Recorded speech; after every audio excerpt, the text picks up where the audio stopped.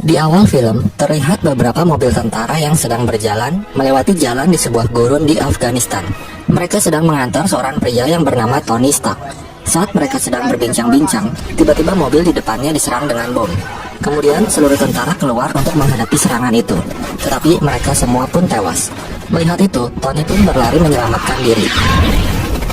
Tiba-tiba sebuah misil berada di sampingnya yang bertuliskan Stark Industries. Lalu misil itu meledak dan membuat Tony terpental. Tony melihat di dadanya penuh dengan darah dan dia pun pingsan. Saat tersadar, Tony melihat ia sudah dikelilingi oleh para teroris. In flashback pada 36 jam sebelumnya, di mana sedang diadakan sebuah acara penyerahan penghargaan kemiliteran. Tony yang dipanggil oleh Kolonel Rhodes untuk menerima penghargaan malah tidak hadir ke acara tersebut, sehingga ia diwakilkan oleh Obadiah Stane, rekannya yang memimpin Stark Industries. Sementara itu, Tony terlihat sedang asik berjudi di suatu tempat. Tak lama kemudian, Kolonel Rhodes datang ke tempat itu dan memberikan penghargaannya secara langsung kepada Tony.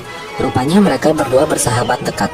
Setelah itu, saat ia akan memasuki mobil, tiba-tiba ada seorang reporter yang bernama Christine yang ingin mewawancarainya.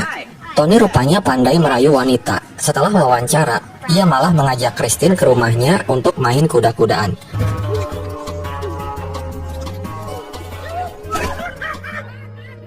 Pagi harinya, Christine terbangun dan ia terpukau melihat pemandangan di rumah Tony.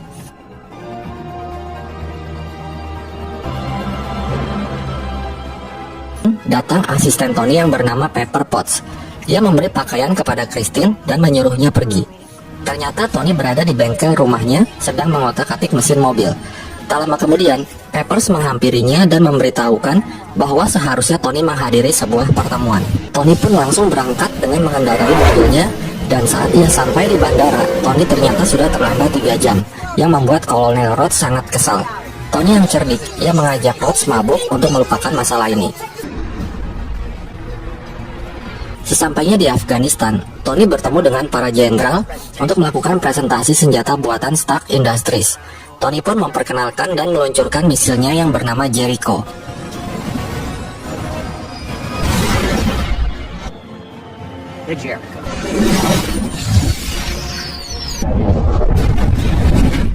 Setelah presentasi berakhir, Tony melanjutkan perjalanan menaiki mobil kembali seperti scene awal tadi. Setelah terkena ledakan, Tony mendapatkan operasi intensif. Di dadanya dipasangi sebuah alat. Ketika terbangun, ia melihat seorang pria yang sedang mencukur jenggotnya. Orang itu bernama Yinsen. Lalu ia melihat banyak kabel yang menempel di tubuhnya. Tony membuka perban tersebut dan ia kaget karena di dadanya terpasang sebuah benda asing. Yinsen mengatakan bahwa di dalam dada Tony terdapat banyak serpihan bom, sehingga ia dipasangi alat tersebut agar serpihan bom tidak mengenai jantungnya dan ia bisa bertahan hidup. Di saat mereka sedang berbincang-bincang, tiba-tiba muncul sekelompok teroris yang meminta kepada Tony untuk membuatkan misil Jericho untuk mereka. Tony menolaknya, sehingga ia pun disiksa.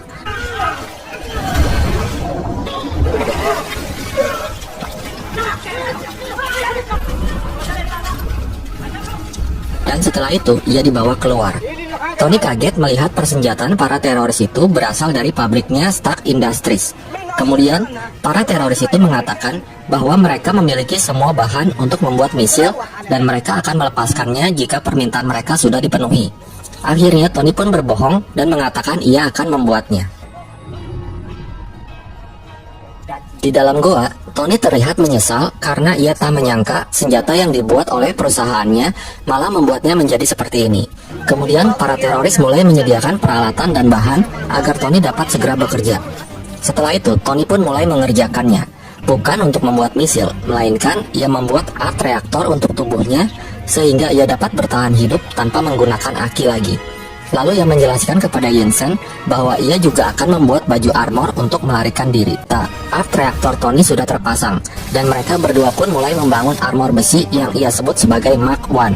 Para teroris yang selalu memperhatikannya akhirnya merasa curiga dan mendatangi tempat mereka. Ketua teroris itu lalu menawan dan mengancam akan menyiksa Yinsen. Tony pun memohon agar Yinsen dibiarkan hidup dengan alasan bahwa Tony membutuhkan bantuannya. Ketua teroris itu memberi kesempatan 1 hari lagi kepada Tony untuk menyelesaikan misilnya. Kemudian mereka bekerja keras untuk menyelesaikan armor tersebut. Yinsen membantu memasang armor di tubuh Tony. Ketua teroris yang tidak melihat Tony di tempatnya, lalu memerintahkan anak buahnya untuk memeriksanya.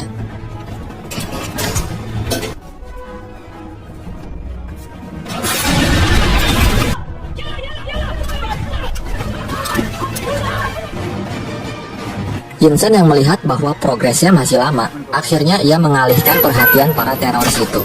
Naas, ia terkepung oleh para teroris. Sementara itu, armor yang dipakai Tony akhirnya siap digunakan. Lalu ia menghajar para teroris itu satu persatu. Baju armor itu mampu menahan peluru yang ditembakkan para teroris.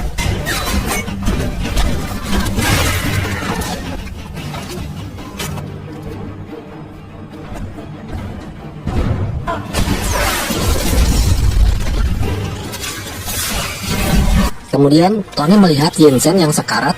Ia mengajak Yinsen untuk pulang dan bertemu keluarganya. Namun Yinsen yang sudah tidak kuat lagi, akhirnya ia pun tewas. Setelah berhasil melumpuhkan para teroris yang ada di dalam, Tony lalu keluar dan ia membakar para teroris dan persenjataannya.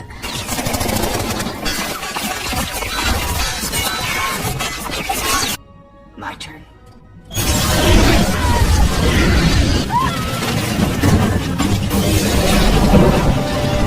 Hingga kemudian Tony terbang dan berhasil menyelamatkan diri. Tetapi belum sempat kabur jauh, Tony terjatuh di tengah-tengah gurun sehingga baju armornya pun rusak. Mau tak mau ia berjalan kaki melintasi gurun itu. Beruntung muncul helikopter yang dinaiki Colonel Rhodes dan menyelamatkannya. Saat tiba, ia disambut oleh Pepper dan Tony berkata bahwa hal yang paling diinginkannya adalah makan cheeseburger dan mengadakan konferensi pers. Di dalam konferensi pers, Tony mengungkapkan bahwa Stark Industries tidak akan menjual senjata lagi. Kemudian, Obadiah menemui Tony dan memintanya untuk menenangkan diri, sementara dia yang akan mengurus perusahaan Stark Industries. Lalu di kediamannya, Tony meminta bantuan Pepper untuk mengganti A-Creator di dadanya dengan yang baru.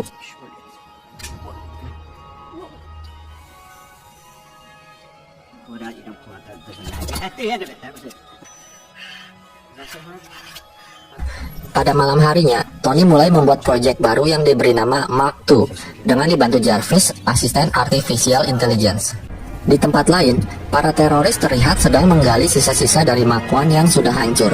Singkat cerita, Tony melakukan percobaan pertama pada Mark II, dan hasilnya, Tony pun mental sampai menabrak tembok.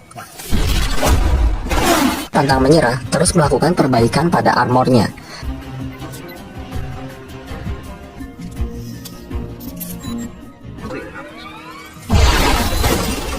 Tak lama kemudian, ia melakukan percobaan lagi, dan kali ini ia bisa terbang walaupun masih kaku.